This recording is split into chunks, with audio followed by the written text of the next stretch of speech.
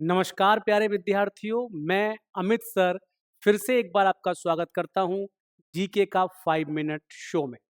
और आज इस शो में हम एक बहुत शानदार टॉपिक लेकर आए हैं जिसका नाम है मूल अधिकारों का परिचय। जी हाँ, फंडामेंटल राइट्स का इंट्रोडक्शन के बारे में इस क्लास में हम विस्तार से चर्चा करने वाले हैं। मूल अधिकार का इतिहास क्या रहा है, भारत में मूल अधिकार कैसे विकसित हुए हैं, इन सब बातों पर इस क्लास में चर्चा की जाएगी। तो चलिए बिना देर किए हुए शुरू करते हैं आज का शो जिसका नाम है मूल अधिकारों का परिचय, इंट्रोडक्शन ऑफ फंडामेंटल राइट्स। तो शुरू करते हैं और मेरे साथ आप जुड़ेंगे। टॉपिक है मूल अधिकार। फंडामेंटल राइट्स इंग्लिश में कहा जाता है। मूल अधिकार फंडामेंटल राइट्स इंग्लिश में कहा जाता है। ये क्या है? सबसे पहले आपको ये समझना होगा कि मूल अधिकार क्या है। तो बच्चा, मूल अधिकार वह होते हैं जो संविधान के द्वारा देश के नागरिकों को और व्यक्तियों को प्रदान होते हैं, प्रदत्त होते हैं। तो जो संविधान द्वारा प्रदत्त होते हैं, जो संविधान द्वारा प्रदान किए जाते हैं, वे मूल अधिकार कहलाते हैं। आपके मस्तिष्क में यहां पर एक चीज चल रही होगी कि सर क्या अधिकार और भी प्रकार के होते हैं और भी प्राधिकरण के द्वारा हमें प्रदान किए जाते हैं? तो बिल्कुल मेरे बच्चा, आप समझिएगा, मैं यहां पर लिख देता हूं। कभी कभी हमें संसद द्वारा जो अधिकार हमें प्राप्त होते हैं, ये एक्स्ट्रा इंफॉर्मेशन है। संसद द्वारा जो अधिकार मिलते हैं उन्हीं को हम विधिक अधिकार कहते हैं, उन्हीं को हम कानूनी अधिकार कहते हैं।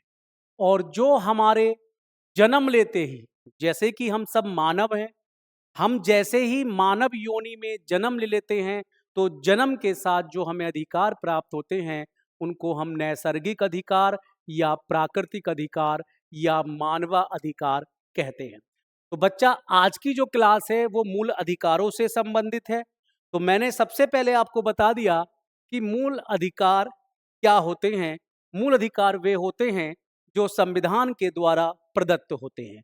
इसके बाद अगर हम बात करें, अब चूंकि ये संविधान के द्वारा प्रदत्त हैं तो संविधान में इनका स्थान क्या है? तो आप कहेंगे कि ये संविधान के भाग 3 में है। संविधान के भाग 3 में ये स्थित हैं।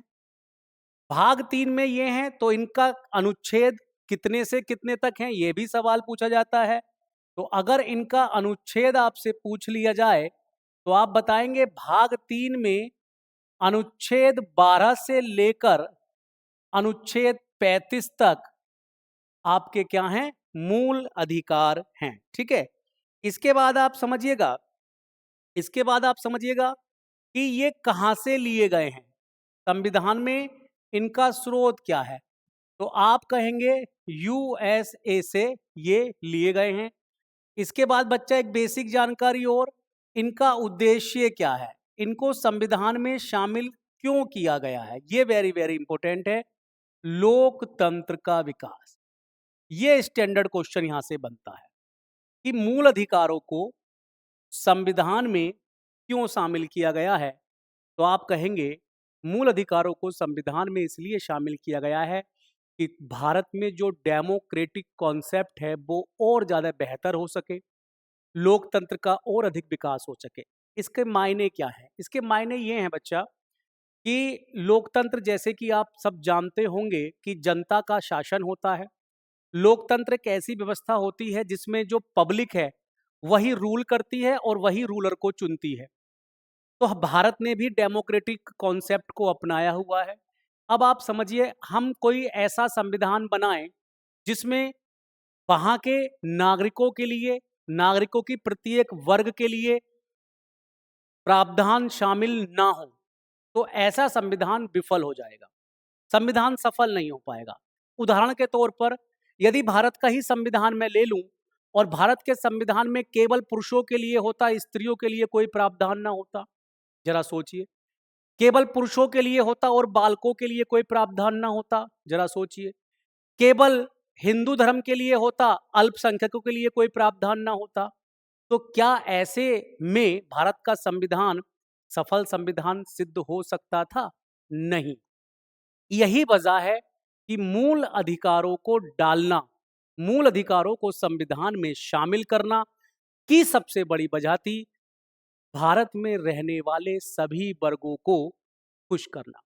और जब भारत में रहने वाले सभी वर्ग, जैसे अल्पसंख्यक वर्ग, महिला वर्ग, इस बच्चा वर्ग मतलब शिशु वर्ग, जब इन सब के लिए कुछ ना कुछ संविधान में होगा तो ये सब संविधान में विश्वास करेंगे। और बच्चा, लोकतंत्र असली मायने में वही है जहां के नागरिक, जहां के रहने वाले लोग वहां के संविधान में पूरी निष्ठा रखें, पूरी श्रद्धा रखें, पूरी तरीके से विश्वास करें। बस मूल अधिकारों को इसी वजह से संविधान में शामिल किया गया है। और जब जिस कंट्री में वहां के लोग वहां के संविधान के विषय में पूरा निष्ठा भाव रखते हैं, वो कंट्री सफल लोकतंत्रात्मक कंट्री मानी जाती है। तो आप समझिएगा, हमारे भारत में मूल अधिकारों को शामिल करने का जो मकसद है संविधान में, वो सिर्फ इतना है ताकि लोकतंत्र का विकास हो सके। ये आप समझिएगा। अब यहाँ पर ये तो मैंने इसकी आपको सामान्य जानकारी बता दी। आप स्क्रीनशॉट ले सकते हैं कि इतनी बात आपको मूलतः पता होनी चाहिए। अब हम बात करते हैं जो आज के टॉपिक का मेन हेडिंग है, और वो मेन हेडिंग है, सबसे पहले बात करेंगे हम मूल अधिकारों का इतिहास। मूल अधिकारों का इतिहास। अब जब हम मूल अधिकारों का इतिहास देखते हैं तो सबसे पहले हमें यह पता होना चाहिए कि ब्रिटेन ब्रिटेन 1215, राजा का नाम है सम्राट जॉन। सम्राट जॉन सम्राट जॉन 1215 ब्रिटेन। ये क्या करता है? ये वहां की जनता के लिए या वहां के मानव के लिए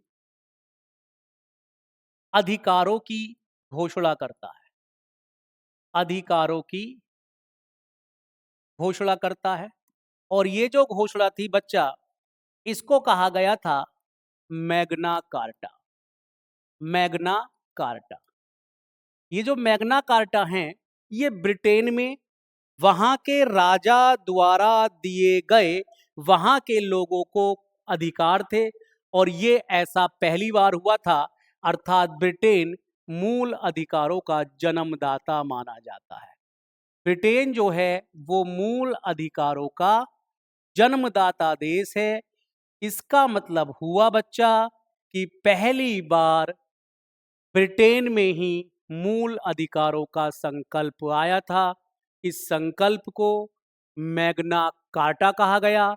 मैग्ना कार्टा की अगर हिंदी ट्रांसलेट की जाए, इसका मतलब ही होता है अधिकार पत्र। और ऐसे अधिकार पत्र जिसमें कुछ जरूरत से ज्यादा लोगों के लिए प्रदान चीजें की गई। यही वजह है कि जो भारत में मूल अधिकार हैं, उनको हम मैग्ना कार्टा भी कहा जाता है। संविधान का मैग्ना कार्टा मतलब मूल अधिकार। क्यों कहा गया बच्चा, समझ जाइए। मैग्ना कार्टा ब्रिटेन में 1215 में प्रदान किए गए क्या थे? मूल अधिकार थे। तो इतिहास निकल कर आता है तो यहां से कि सबसे पहले मूल अधिकार किस देश में आए? ब्रिटेन में आए। ये आप समझ गए होंगे। इसके बाद अगर मैं बात करूं तो 1789 देश होगा यूएसए। और इन्होंने क्या काम करा? पहली बार अपने संविधान में अपने संविधान में मूल अधिकार शामिल किए। ये पहला ऐसा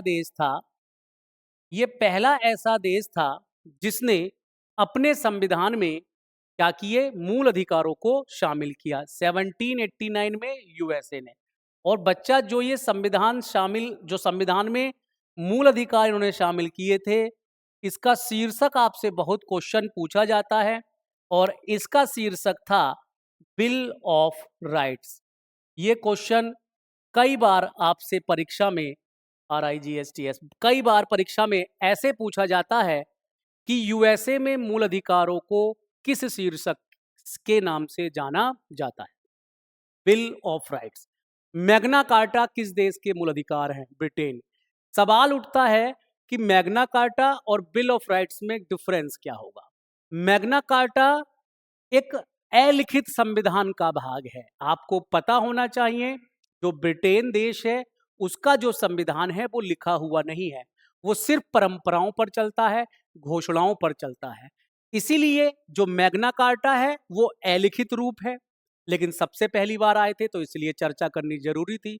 लेकिन अगर आपसे ये पूछ ले कि किस देश ने पहली बार अपने संविधान में लिखित रूप से मूल अधिकारों को शामिल किया था, वो है यूएसए 1789। और ये जो 1789 था, इसमें जो शीर्षक इनको दिया गया था उसका नाम था बिल ऑफ राइट्स। अब यहां पर एक बात और मैं आपको बता देता हूं कि जो यूएसए ही क्यों, तो बच्चा समझ लीजिएगा, विश्व में यूएसए का ही संविधान पहला लिखित संविधान है। अर्थात इससे पहले किसी और देश के पास लिखा हुआ संविधान नहीं था। तो ये आप ध्यान कर लेंगे। इसके बाद हम आगे बढ़ते हैं और आगे बढ़ते हैं 1789। तीसरा देश आपको जो याद रखना है वो याद रखना है 1789। और अब बारी आएगी फ्रांस की। फ्रांस ने भी अपने संविधान में 1789 में मूल अधिकारों को शामिल किया। इसने भी मूल अधिकारों को शामिल किया और इसका भी टाइटल आपसे पूछा जाता है, मूल अधिकारों को संविधान में शामिल किया। दूसरे नंबर पर यूएसए आएगा, तीसरे नंबर पर फ्रांस आएगा। इसने भी शामिल किया मूल अधिकारों को अपने संविधान में बच्चा, और इसने जो शीर्षक दिया था वो था मानव और नागरिक अधिकारों की घोषणा। यानी इनको जो शीर्षक दिया था, यहां पर जो शीर्षक था उसका नाम था मानव और नागरिकों के अधिकारों की घोषणा। बहुत सिंपल सा इनका शीर्षक था, अधिकारों की घोषणा। तो आपको मैंने यहां पर इतिहास के क्रम में 3 देशों के बारे में बताया।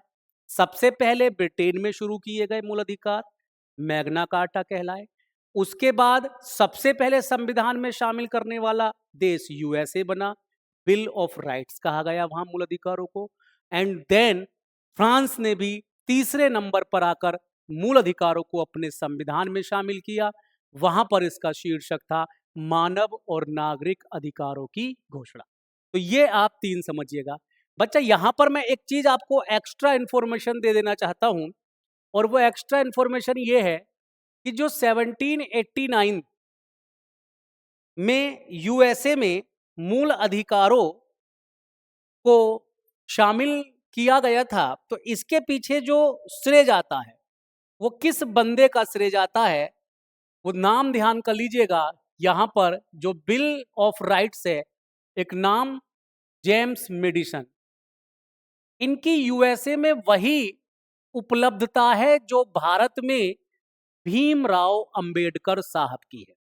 जैसे हम भारत के संविधान का जनक भीमराव अंबेडकर साहब को कहते हैं, वैसे ही वहां पर यूएसए के संविधान को तैयार करने में जो सबसे मुख्य भूमिका जिस व्यक्ति की थी, उन व्यक्ति का नाम है जेम्स मेडिसन।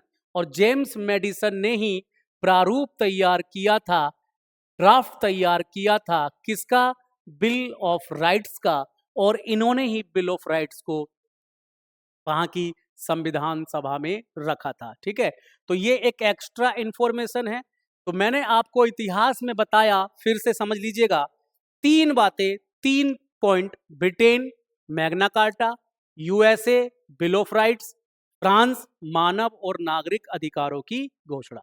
अब ये बहुत पुरानी बात थी, अभी भारत आजाद दूर दूर तक नहीं था। तो भारत में क्या क्या चीजें होंगी उस पर हम चर्चा कर लेते हैं। लेकिन उससे पहले मैं एक चीज बता दूं कि जो यूएसए, जो एक्स्ट्रा इंफॉर्मेशन है, कि आपको यह ध्यान रखना है, कभी भी क्वेश्चन आ जाए कि विश्व का सबसे छोटा संविधान, ये सवाल आजकल, सबसे छोटा संविधान, सबसे छोटा संविधान। तो बच्चा यहां पर 2 चीजें आपको ध्यान रखनी होंगी। एक है यूएसए का संविधान, यूएसए का संविधान। दूसरा है मोनाको का संविधान, मोनाको भी एक देश है। दूसरा क्या है? मोनाको का संविधान, मोनाको, मोनाको का संविधान। अब इन दोनों को ही हमने विश्व का सबसे छोटा संविधान कहा है। तो क्यों कहा है? यूएसए तो है अनुच्छेदों के आधार पर, अनुच्छेदों के आधार पर सबसे छोटा संविधान। बच्चा अगर पूछे तो आप बताएंगे यूएसए। केवल पूरे अनुच्छेद में, पूरे संविधान में 7 आर्टिकल हैं, 7 अनुच्छेद हैं। लेकिन वहीं पर अगर आपसे पूछ ले, वहीं पर अगर आपसे पूछ ले शब्दों के आधार पर, शब्दों के आधार पर, शब्दों के आधार पर विश्व का सबसे छोटा संविधान है, तो वो है 3514 शब्द। 3514 शब्द में ही आपका मोनाको का संविधान खत्म हो जाता है। और यूएसए में शब्द तो ज्यादा हैं मोनाको के संविधान से, लेकिन अनुच्छेद पूरे विश्व में सबसे कम है यूएसए के संविधान में। तो कभी भी ऐसा क्वेश्चन आए तो दोनों को टैली कर लीजिएगा। अनुच्छेदों के आधार पर विश्व का सबसे छोटा संविधान यूएसए का संविधान है, और बच्चा शब्दों के आधार पर विश्व का सबसे छोटा संविधान मोनाको देश का है। 3514 शब्द हैं। ये जो संविधान है ये आपका 1789 में लागू किया गया था, और ये जो संविधान है ये 1962 में क्या किया गया था बच्चा? लागू किया गया था। तो काफी बाद में बना है, 1962, अभी जल्दी की बात है, इसी सदी की बात है। तो जब 1962 में ये बना है तो केवल 3514 में काम खत्म कर दिया गया है संविधान का। ठीक है, तो ये आपको ध्यान रखना होगा। इसके बाद बच्चा बात कर लेते हैं, इसके बाद बात कर लेते हैं, अब भारत की बात कर लेते हैं। अब हम बात कर लेते हैं किसकी? भारत की बात कर लेते हैं। भारत में भारत में भारत में मूल अधिकारों का विकास, भारत में मूल अधिकारों का विकास, भारत में मूल अधिकारों का विकास, इसकी बात कर लेते हैं अब। ठीक है, तो हम यहां पर देखते हैं, मैं कुछ पॉइंट्स यहां पर लिख देता हूं। सर्वप्रथम, पहला पॉइंट आप लिखेंगे, सर्वप्रथम 1895 स्वराज विधेयक, और इसको लाने वाले या इसको प्रस्तुत करने वाले थे बाल गंगाधर तिलक।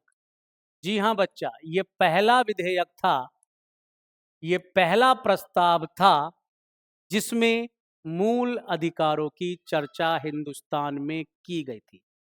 इसी में बाल गंगाधर तिलक जी ने कहा था कि भारत के लोगों को बोलने की आज़ादी, अभिव्यक्ति की आज़ादी मिलनी चाहिए, और साथ ही साथ समानता की आज़ादी मिलनी चाहिए, जो आज भी हमारे मूल अधिकारों में शामिल है। तो सर्वप्रथम जो मूल अधिकार, ये स्वराज विधेयक है, सर्वप्रथम मूल अधिकारों का जिक्र, मूल अधिकारों की मांग कहाँ की गई थी? मूल अधिकारों की मांग यहां पर की गई थी। और बच्चा यह भी आपको पता होगा, यही वो पहला विधेयक है जिसमें भारत के लिए एक संविधान की मांग या स्वराज्य की मांग की गई थी। तो इसी में सबसे पहले ये चीज की गई थी। दूसरा आप समझिएगा, दूसरा है एनी बेसेंट। दूसरी 1925, 1925 एनी बेसेंट, इनका भी नाम आप सबने सुना होगा। एनी बेसेंट ने एक पत्र लिखा था, कॉमनवील, कॉमनवील इनका एक पत्र था, कॉमनवील, या इसको कॉमनवेल्थ ऑफ, मतलब इसको अलग से बोल देते हैं, कॉमनवेल्थ ऑफ इंडिया बिल। बच्चा ये वो बिल था, ये वो बिल था कॉमनवील, इनका पत्र था ये एक प्रकार का, ये इनका एक पत्र था, ये पत्रिका लिखती थी। कॉमनवील नहीं, कॉमनवील ही कर लीजिएगा उसको, कॉमनवील कर लीजिएगा ऐसे करके, है ना। और कॉमनवेल्थ, इसका पूरा नाम ये मिलेगा आपको, कॉमनवेल्थ ऑफ इंडिया बिल। इस बिल को इन्होंने अपने पत्र में प्रकाशित किया था, और इसमें भी इन्होंने, एनी बेसेंट ने, भारत के नागरिकों के लिए मूल अधिकारों की बात की थी। इसके बाद बात कर लेते हैं बच्चा, आगे बढ़ते हैं। 1928, 1928 में नेहरू रिपोर्ट आई थी, नेहरू रिपोर्ट। वास्तव में ये जो नेहरू रिपोर्ट थी, ये मोतीलाल, मोतीलाल नेहरू के द्वारा प्रस्तुत की गई थी, के द्वारा रखी गई थी, के द्वारा कांग्रेस के पटल पर प्रस्तुत की गई थी। और ये जो नेहरू रिपोर्ट थी, ये उस समय, उस समय भारत के संविधान, भारत के संविधान की रूपरेखा थी, रूपरेखा थी। इसमें भी, इस रिपोर्ट में भी मूल अधिकारों का जिक्र किया गया था। इसमें भी कहा गया था कि भारत में रहने वाले व्यक्तियों को कुछ अधिकार मिलने चाहिए। तो मूल अधिकारों का उल्लेख नेहरू रिपोर्ट में भी किया गया था। आपको थोड़ा सा अगर इतिहास का ज्ञान हो तो आपको पता होगा कि जब लगातार भारत में संविधान बनाने की मांग उठती रही, तो ब्रिटिश सरकार ने उनकी मांग को ध्यान में रखते हुए कुछ स्टेप्स उठाए थे। उनमें से ही एक स्टेप था गोलमेज सम्मेलन का। ब्रिटिश सरकार ने लंदन में भारतीय राजनीतिक पार्टी के लोगों को बुलाने का प्रयास किया था, लेकिन कभी कोई नहीं पहुंचा, तो कभी कोई नहीं पहुंचा, कभी महात्मा गांधी नहीं पहुंचे। कुल मिला के वो प्रयास, जो कि भारत के सभी नेताओं को एक मेज पर बिठाकर बातचीत करने का था, सफल सिद्ध नहीं हो सका। जिस कारण ब्रिटिश हुकूमत ने भारतीयों को एक चुनौती पेश की कि अगर आप में एक नहीं आप हो सकते, तो आप संविधान का निर्माण नहीं कर सकते। यदि आप एक हो, तो आप ही अपनी तरफ से एक संविधान का मॉडल बनाकर दे दो। इसको, चैलेंज को भारतीय नेताओं ने स्वीकार किया, और कमान सौंपी गई किसको? मोतीलाल नेहरू जी को। मोतीलाल नेहरू जी की अध्यक्षता में एक कमेटी बनी। इसी कमेटी को नेहरू कमेटी कहा जाता है, और इस नेहरू कमेटी को ही भारत के संविधान की रूपरेखा डिजाइन करने का क्या दिया गया? मौका दिया गया, अवसर दिया गया। और इन्होंने अपनी जो ये डिजाइन तैयार करने करी, और इस डिजाइन को जिस रिपोर्ट में इन्होंने रखा, वही रिपोर्ट जो है नेहरू रिपोर्ट के नाम से जानी जाती है। अर्थात हमेशा ध्यान रखेंगे, नेहरू रिपोर्ट 1928 में आई थी। नेहरू रिपोर्ट मोतीलाल नेहरू द्वारा प्रस्तुत की गई थी।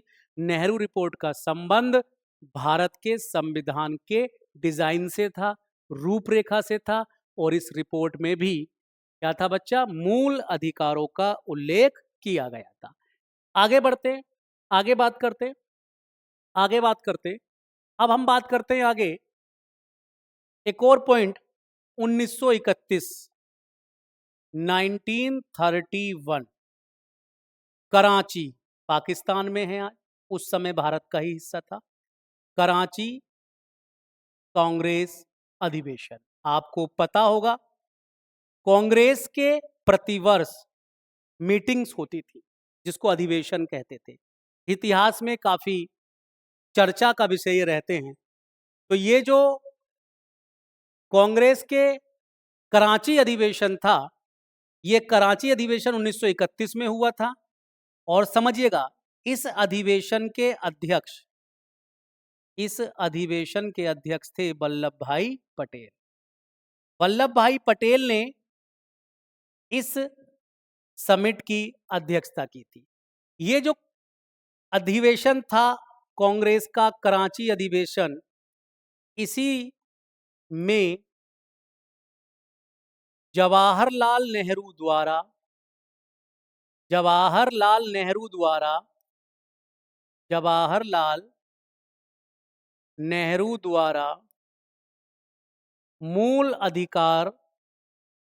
मूल अधिकार प्रस्ताव प्रस्तुत किया गया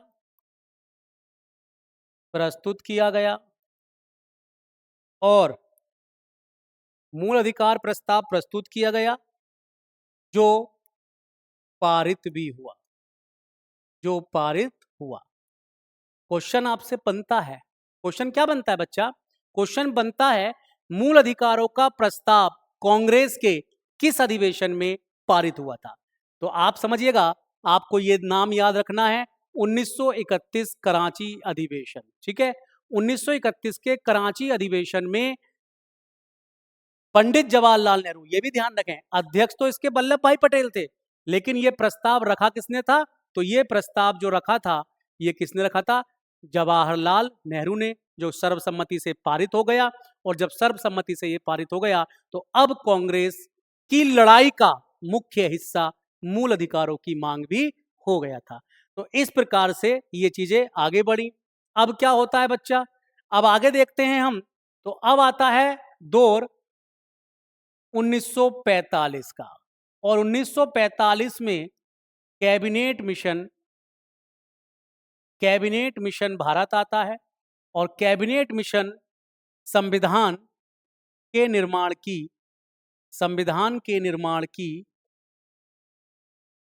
की भूमि तैयार करता है। संविधान के निर्माण की भूमि तैयार करता है कौन? Cabinet mission. आप सब जानते हैं 1945 में, ये द्वितीय विश्व युद्ध के बाद की बात है, जब इस विश्व युद्ध में लंदन में, ब्रिटेन में सत्ता परिवर्तन हुई। क्लीमेंट एटली साहब नए प्रधानमंत्री बने।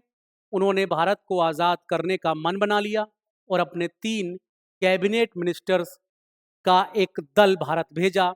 यही दल कैबिनेट मिशन के नाम से जाना जाता है।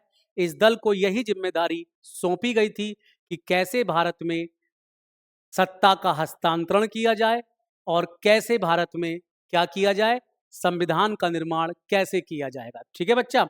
तो आप समझिएगा, जब ये आ गया तो इसके आने के बाद इसने जब भूमि तैयार कर दी, अर्थात भारत में संविधान के निर्माण की प्रक्रिया शुरू हो गई। भारत में संविधान के निर्माण की प्रक्रिया शुरू हो गई। संविधान के निर्माण की प्रक्रिया शुरू हो गई। और फिर क्या होता है? फिर संविधान सभा का गठन होता है। इसी के अनुसार, कैबिनेट मिशन के अनुसार संविधान सभा का गठन होता है। संविधान सभा का मतलब जो संविधान का निर्माण करेगी। और इस संविधान सभा में 2 समितियों का ध्यान कर लीजिएगा। एक परामर्श समिति और संविधान सभा के अधीन बनी थी, और दूसरी मूल अधिकार उप समिति। ये 2 समितियों का आप बिल्कुल नाम ध्यान कर लेंगे। इसके अध्यक्ष थे जेबी कृपलानी। इसके अध्यक्ष कौन थे? जेबी कृपलानी। और इसके अध्यक्ष थे, परामर्श समिति के अध्यक्ष थे कौन? वल्लभ भाई पटेल। बस ये दो लोग, दो समितियां जो थीं, इन्हीं दोनों समितियों की रिपोर्ट या सिफारिश कह लीजिए, सिफारिश पर मूल अधिकारों